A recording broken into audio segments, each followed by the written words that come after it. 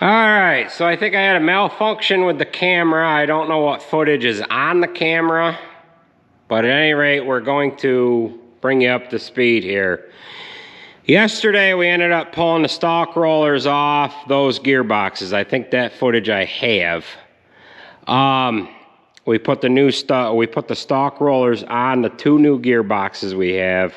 The footage that I think I lost is the rebuilding of that unit there. We put the new bushings and seals in that unit. And we've got another one up on the bench that we have to do. And we've got one more after that. Nate's got the skid steer done.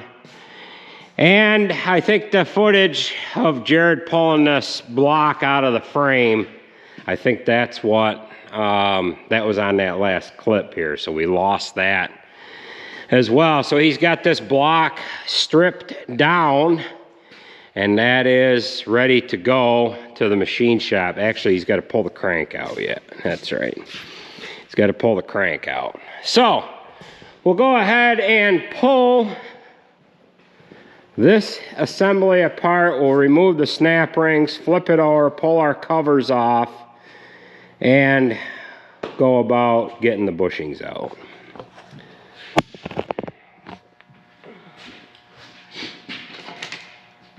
Now, there is left and right springs in these gearboxes.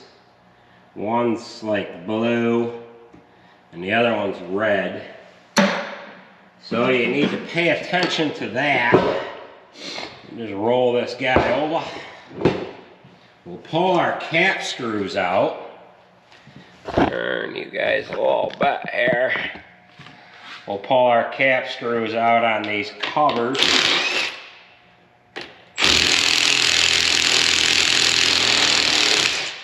That one is a little tight.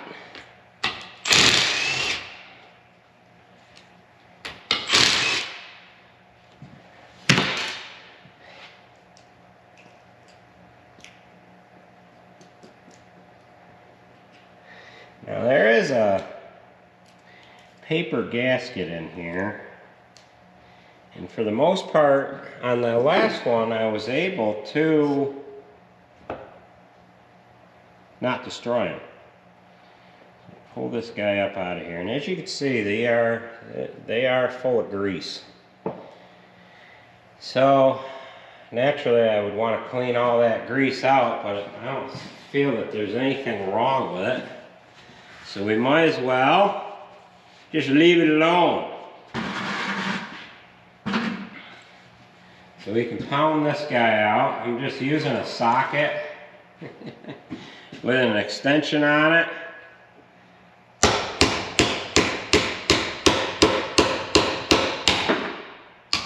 Seal fell out, bushing fell out.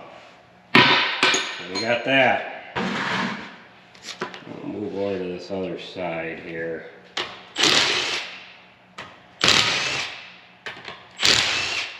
I wanted to get down to the point where I could show you the different color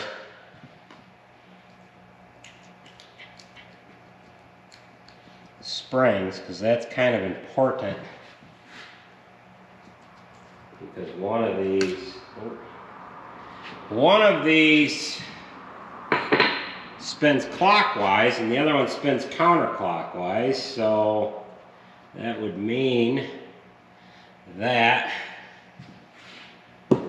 you're going to have to run the grease in two different directions. It's kind of messy up on in here. Pound this guy out.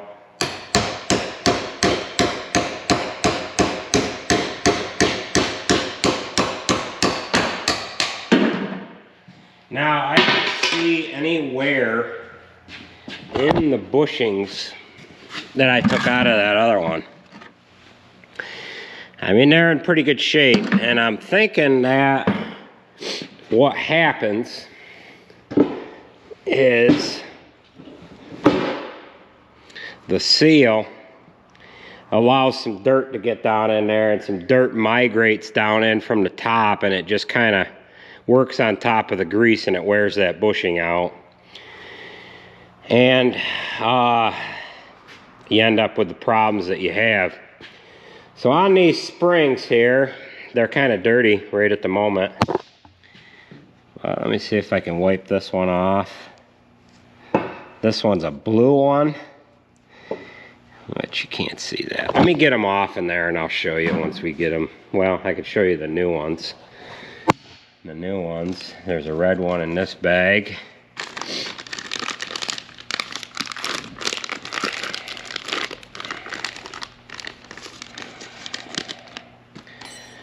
And there's a blue one in this box here.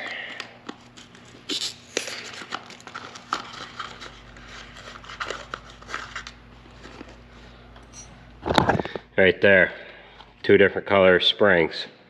So the red one is going to go on the left-hand side, which this is upside down, or no, it goes on the right-hand side. This is right side up when it's mounted in the combine. So the red one's going to go on this side, and the blue one is going to go on this side here. I think I've got that right. Yeah, see, that one's red and the other one's blue. All right, so we're going to get them off, put the new ones on, we'll pound our bushings in, and then we will get them out of there. Actually, no, the red one is on the left. I rolled this over so that I could put the bushings in. So when I roll this back over, this one goes on this side here. Red one on the left, blue one on the right. When it's mounted in the combine.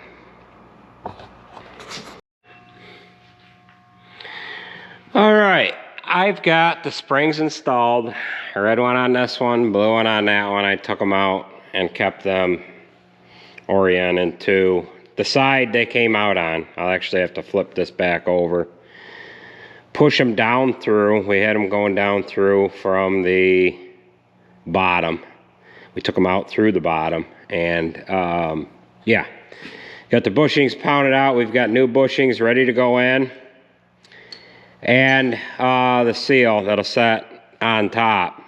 Now, one might ask, can't you just put this all together with it in there? You wouldn't be able to get that spring out working at it from the top. It would be a lot less work if you could.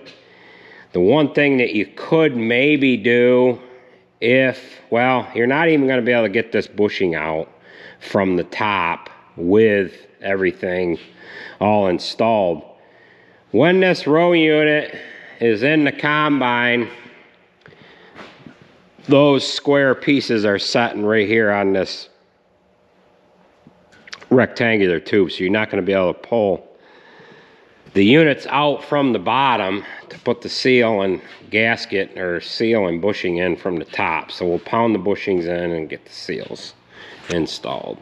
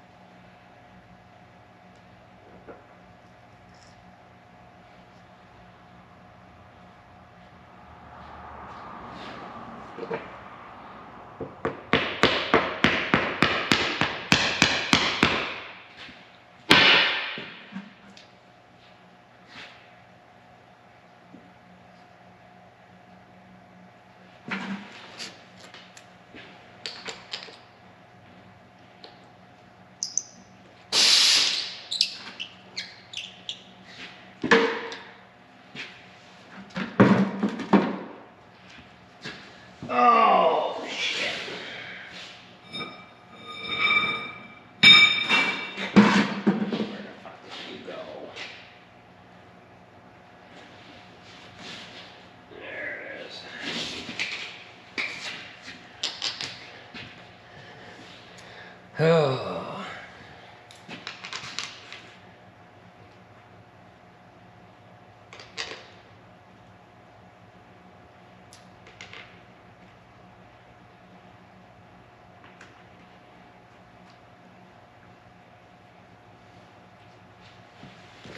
Alright, we'll just tighten these down.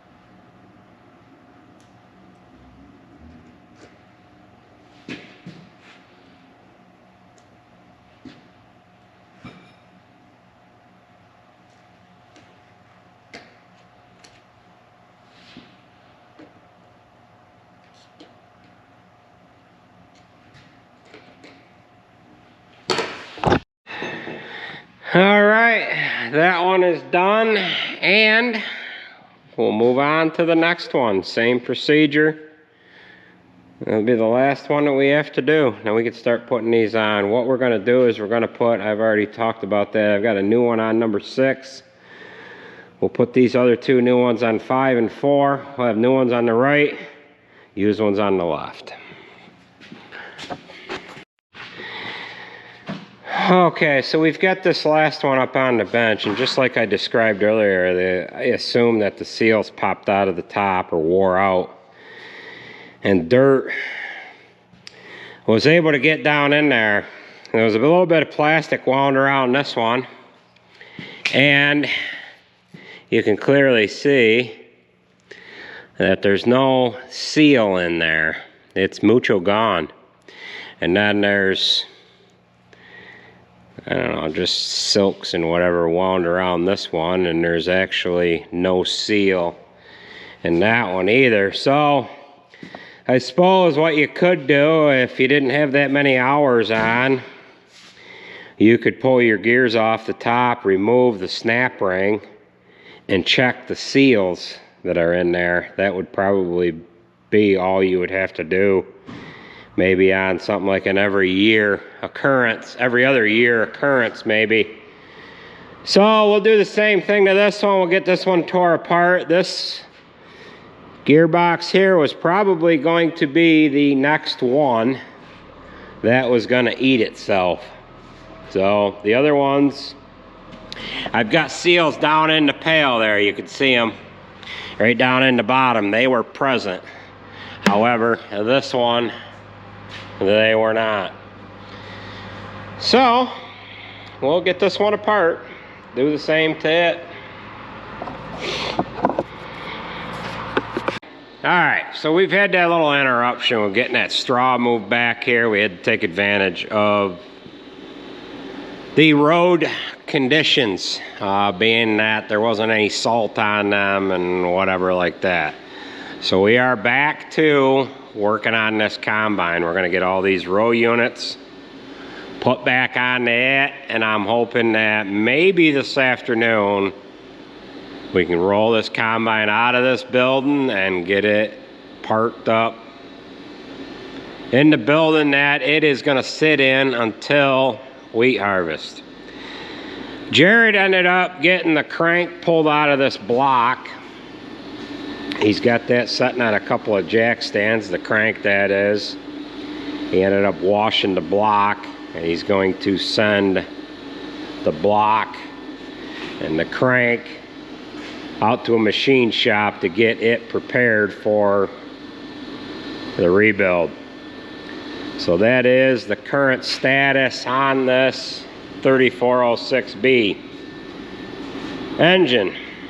So he's hoping that he can get this back here in a month or so that he can get it back together. He's got his makeshift engine stand. We're hoping that we can maybe get our hands on an actual engine stand, something that he can rotate the block back and forth. He had a little bit of a time getting that crank out here last night, getting the block rolled over without screwing up any of these dowel pins.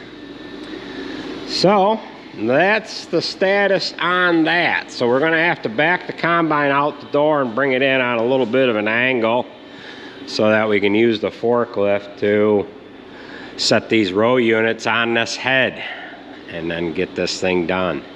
This work is drug on long enough on this damn thing, and it needs to be done so that we can move on to the next project, which is brakes on a 8360. We've got the parts right there. So let's get after it. What are you doing? You gonna go haul some manure?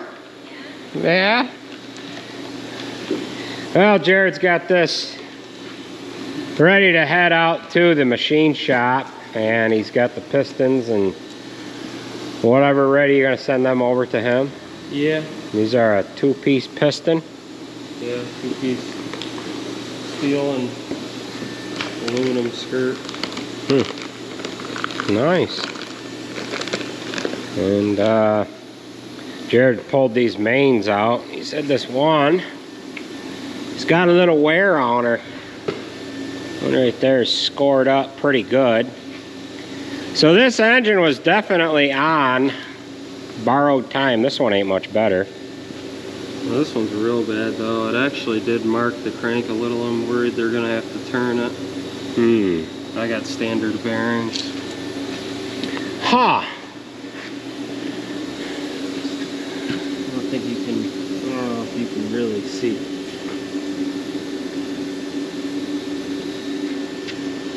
You feel it with your nail. I don't know, maybe it's not that bad. That's the worst bearing I've ever seen that wasn't turned. Yeah. Didn't turn, didn't, yeah. The other worst bearing I ever saw was in the 8110, and that one rolled. I don't know if that one looked about like that. Yeah, it was probably getting ready to do a little shutdown on its own. Yeah. I don't know. Well, we're starting to put these row units on there. And Jared's going to put the cab on this 8110. They put the front wheels up on it. And they pumped up the brakes so that they could release the park brake. What about just letting this power pack go? That's good. I guess that's how we're gonna park it. So he's got a porta power plugged into that brake system to release the park brake, and now he's going to put this cab on. Steve, the guy that delivered this cab, is delivering us another piece of equipment here today. We got this delivered back in, like March or something. And we just didn't have time to put it on. Looks like Jared's got a bunch of lines to take off here that he's not going to need. And yeah. So he'll get it into place, and then they could push this tractor back inside and finish buttoning it up.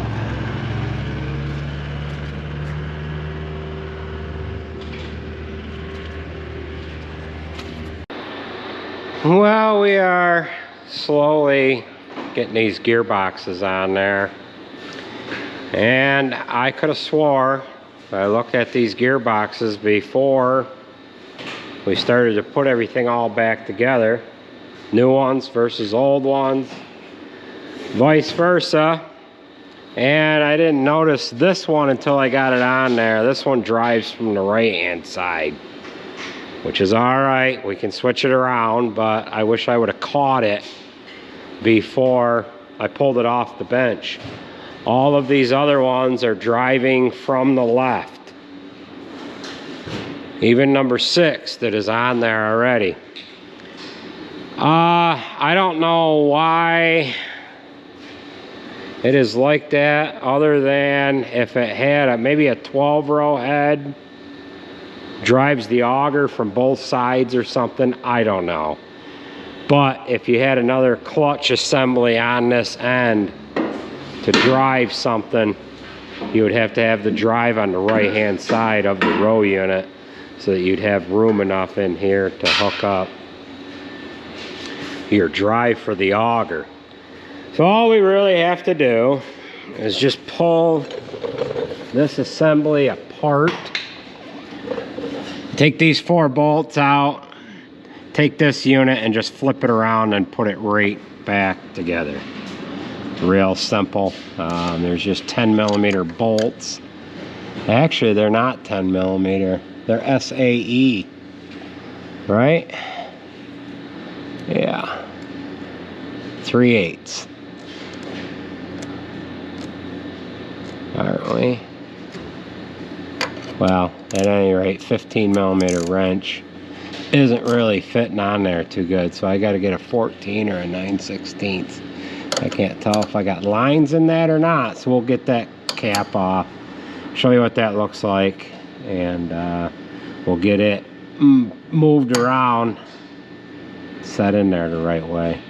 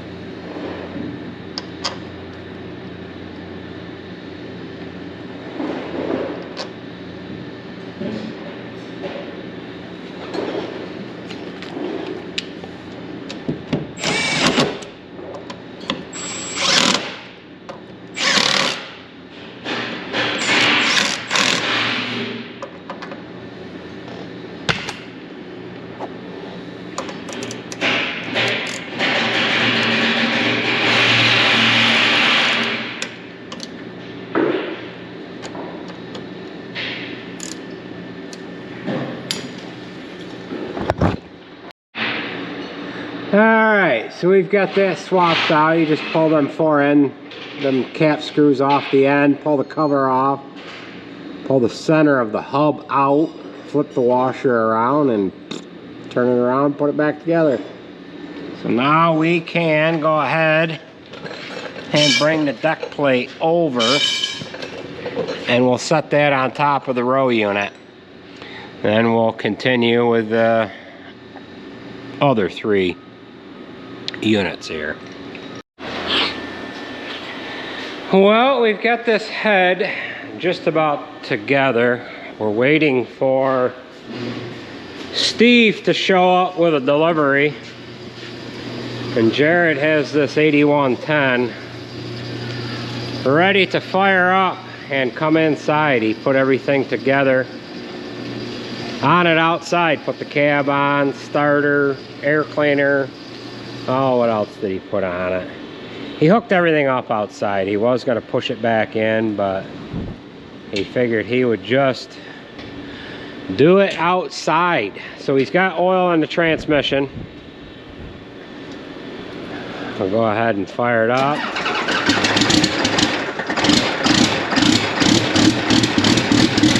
Now this is the first that went on its own since the cab came off of it. After he did the engine, he ran it around the farm some, and we're kind of wondering now if he's got all new lines on there, so it's gotta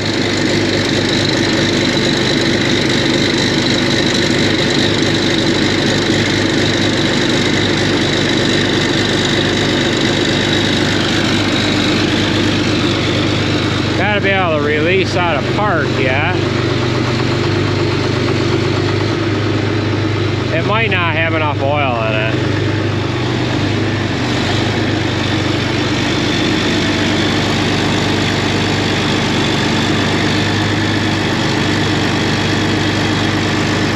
That and the armrest control might not be agreeing with the tractor itself.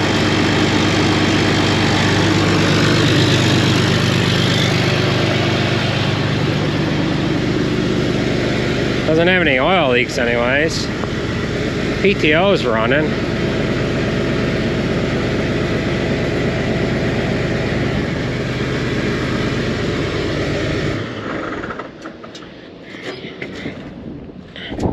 I wonder if it's just that frickin' armrest control. No, I think it probably needs more oil. You think it needs more oil? Yeah. We didn't realize that the sight gauge on this thing is not that great, and we didn't only want to put enough oil in it to get it to move. And I put oil in the sight gauge. Oh, you did? And then we want to be able to replace that sight gauge, but it is about 5:30 right now, and we wouldn't be working on this outside or this late, but we're kind of waiting for Steve to get here. Well, the delivery. So we'll show you what's going on with this corn head. We've got one more gathering chain to put on it, and then we can put all of our plastic on. And then once we get the plastic on there, we can roll this out and get that 8360 ready to come in. Now, Jered's got another armrest control unit that he's going to try in there. The original one off of the one that came out of that cab. We've been goofing around with both of them for quite a bit here with other tractors. We've had other issues, 8320. So on and so forth. So it might just be an issue with the armrest control unit. So let's go ahead and get this chain on there and get the rest of the plastic on. Then maybe Steve will be here by then. Oh well, Steve has made it. How you doing, Steve? How'd you make out? I can't get away from this ice and the snow. It followed you all the way here. Once you got in it. Through the last couple of hills, man, I was spinning, shifting, spinning. Oh man. Yeah. Yeah, once you got in the snow, it stayed with you, didn't it? It did. Yeah. Oh well. Yeah, Well, we'll get you unloaded as quick as we can here. You betcha. How'd you make out? Made out good. Yeah. Made out good. I should have got a little early start this morning. I overslept. All right. Well, we'll get it unchained and All right. back up on there with that tractor and grab it. Yeah. Jered's. Maybe a telehandler, because we had issues with their tractor. Their drawbar was, you know. Oh, okay. Again, and the trailer wanted to hang up on these right here. So Okay. we put 2 befores on it. All right. And All right. we had something with a loader to just to drop the front end. Okay. And the back end will come up and it'll just come right off. I don't Okay. know. We just All right. We'll do it that way. Yeah. All right. Well, I hope you get unchained and the width didn't scare you, huh? Yeah, Some of them spots were kind of tight, wasn't it? it was coming through town. I met a snowplow that last town that came through, and they got all those cars parked on both sides. Oh, Skinny Alice. And here comes this truck with that white plow in the front. You know, I got pulled over, put my 4-ways on to stop. Yeah. And he come up and kind of wiggled past me there, and then we got back over. But Yeah. it'd be a whole lot easier if it was daylight. Yeah, right? All right, we'll get him unloaded here and yeah.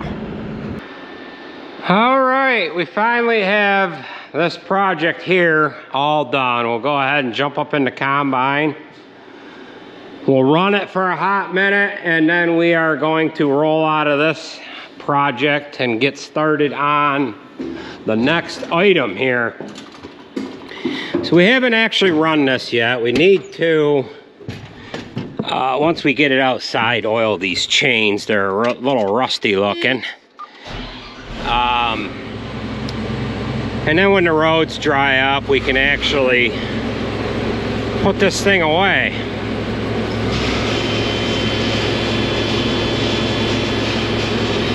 Head's making a little noise just from it,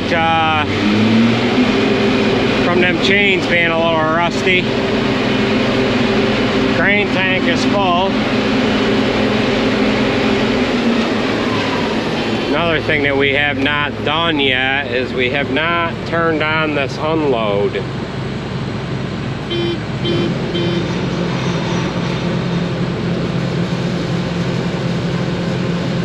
Yeah, that thing runs nice and quiet.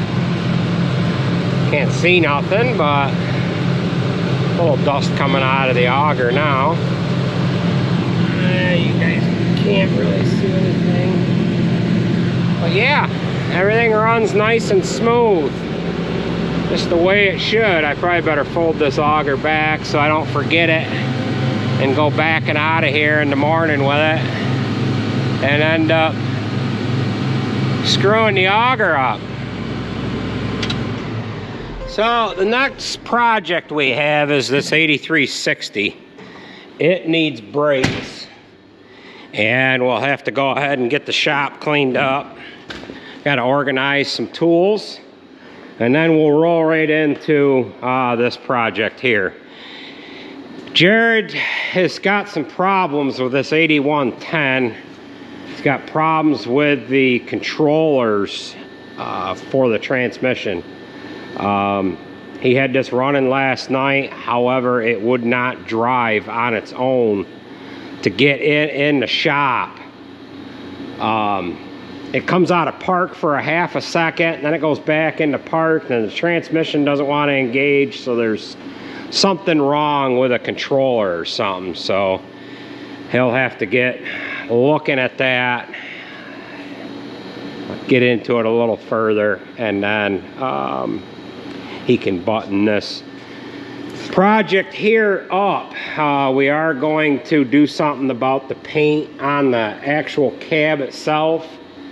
We were kind of strapped for time, and yes, the cab should have been brought in and painted separate, but We just needed to get it done in quick little phases here. So with that being said, that is gonna do it for this video. I do need to add up all these parts that we put into the combine, and we'll see what kind of money we put into it this winter. If you guys have any guesses, put them on down below and we'll see who's the closest. So that is gonna do it for this one. We'll be coming back at you with another video. Actually, we're gonna be starting this project right after we get the floor cleaned up and things organized a little bit here. So take it easy, folks. Thanks for watching, and we will catch you at the next one.